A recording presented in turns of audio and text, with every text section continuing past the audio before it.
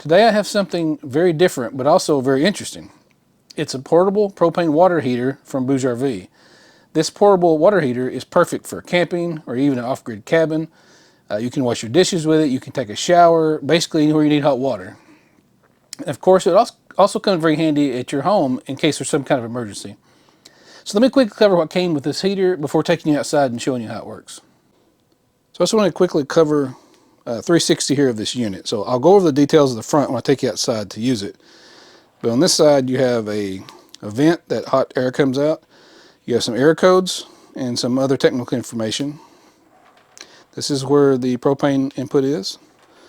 And you have some specifications of the unit on this side and some warning labels. Okay, so that's the actual heater. So let me quickly cover what came with the portable water heater. You have your pump assembly as the water pump, the input line, and the power source that runs your water pump. You have your propane regulator, a little bracket that holds the shower head nozzle to the unit. It mounts on the unit. Owner's manual, AC charging brick, outputs 12 volts. You have a 17-foot cord here with a car cigarette lighter port on one end. You have the output hose with a adjustable shower head. Before using the unit for the first time, you should charge the internal battery. This heater has an internal rechargeable 2500 milliamp hour battery, which they claim will last up to 60 minutes. The internal battery actually is a 3-cell 18650 lithium ion pack. The battery compartment is accessible by loosening this one screw. If someday maybe you need to replace the battery, you should be able to find something comparable on Amazon. I didn't see this battery listed on BougeRV's website. To charge up the heater, you just need to plug in either the AC charge brick or the 12-volt cigarette lighter plug, which you can actually run to your car or plug it into a portable power station. You just plug it in here to charge it on the right side. You got to make sure your main power switch on the bottom is turned on, because the battery will not charge if that switch is not turned on. It takes about an hour to charge it from 0 to 80%. Oh, and you can also use the heater while you're charging the battery. Okay, so the first thing we want to do before we start hooking things up is make sure that the main power switch on the bottom is turned off. And this main power switch does one thing, and one thing only. It controls access to the battery. And the battery, this switch has to be turned on before you can even charge the battery.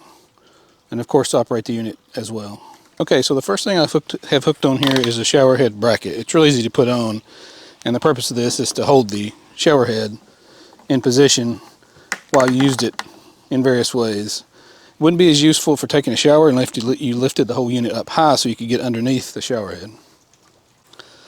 Now the first thing we'll hook up here is the propane tank. Now it comes with this propane regulator here, and you have to have your own propane tank, a little 1-pound propane tank. So just turn the unit around and we'll install the regulator first. You just have to push in and start turning. Be sure not to cross thread. And get that in there good and tight.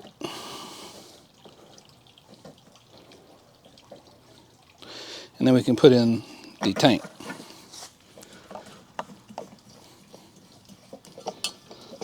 Get that all the way tightened up.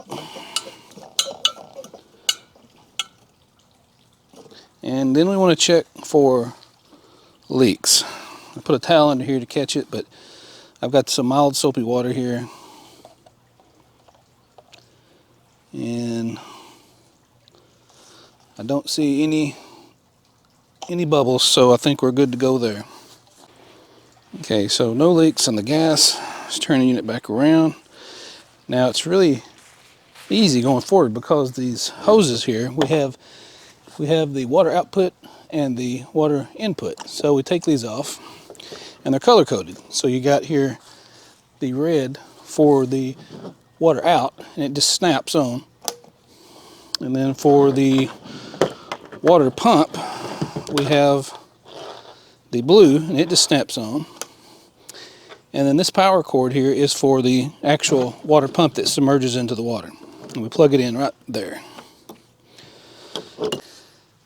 Okay, so before I show you how to run this, I want to just zoom in here on these buttons here. Okay, so we have water input temperature, battery indicator, the shower nozzle, I'm not sure why that's blinking, the water input temperature, water output temperature, and the temperature adjustable dial here.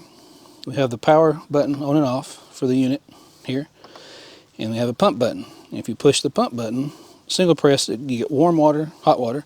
If you hold it for 5 seconds, you'll get cold water. Okay, so we got all the hoses hooked up, the pump's in the bucket of water. Now let's turn on the cold water first. Let me show you how to do that. You do that by long pressing the pump button. 5 seconds. Okay, turned on.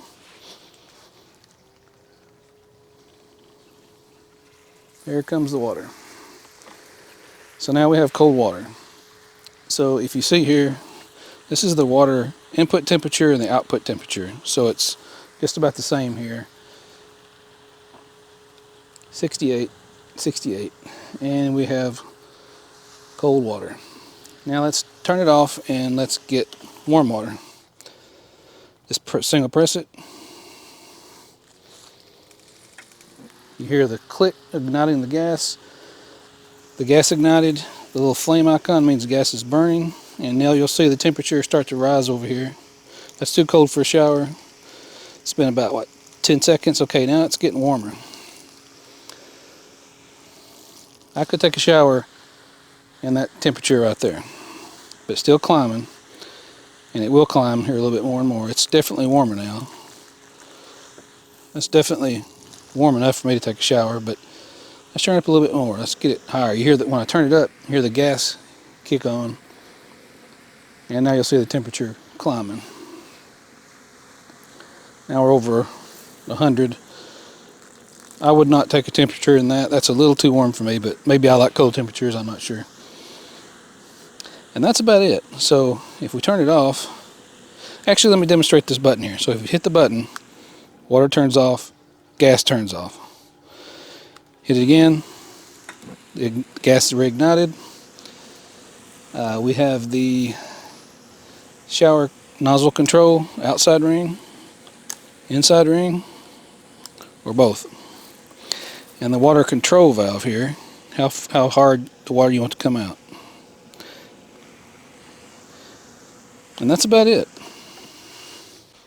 Okay, so I've disconnected the propane and the regulator. Now I'm going to disconnect these hoses and drain the unit.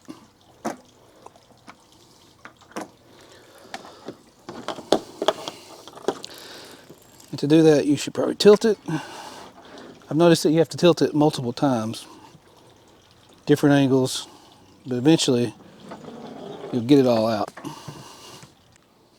One thing I wanted to cut in here and show you real quick is that I just realized that the pump from the water heater sits perfectly down inside one of these water tainers. Now, these water tainers are very popular for camping because they just turn over, you hook in the nozzle and you can drink water out of it, but in this case you could use it for a water source for your water heater if you wanted to. This is the first portable water heater I've ever used, but from what I can tell in my use of it and the testing I did, it's a very good portable water heater. I do recommend it. However, there are a couple of little minor issues I should mention. There was a few times that the water pump would engage, but you could hear it running, but there was no water coming out. So to get it to working, I would just unplug the water input line. I would jiggle the pump around in the bucket just a little bit, and it would start working again. I'm not really sure if that's a problem with the pump, or I think, but if I've worked with water pumps in the past, and sometimes they're kind of finicky like that. There was a couple of times that the pump wouldn't start. That was completely my fault. I had accidentally pushed in the stop button on the shower nozzle, and then I left it on and I forgot, and then when I turned the pump back on, there was no water coming out. And finally I'd figured it out. That was my fault, but if you do pick up this unit, that's something to watch out for. If it's not working, you may have that button pushed in. Another thing I noticed was that the bracket here on the shower that holds up the shower head and nozzle, it wasn't quite strong enough sometimes. Occasionally, if you had it at a tight angle, it would, you turn on the water and it just kind of fall off. So I wish that was a little bit stronger. And that's all the issues I had. Those are very minor, but I still totally recommend this product. A couple of interesting other specifications about it is that it is IPX4 water resistance rating, which means that it can withstand a light rain, splash of water a little bit, but you can't submerge it. It has safety features. It has overheat protection, flame failure protection, over tilt protection, water input. If there's no water input, it'll turn off. I believe that's it, and it comes with a 2-year warranty. So if you're interested in this portable water heater from BougeRV, I'll put a link down in the video description below, and thanks for watching.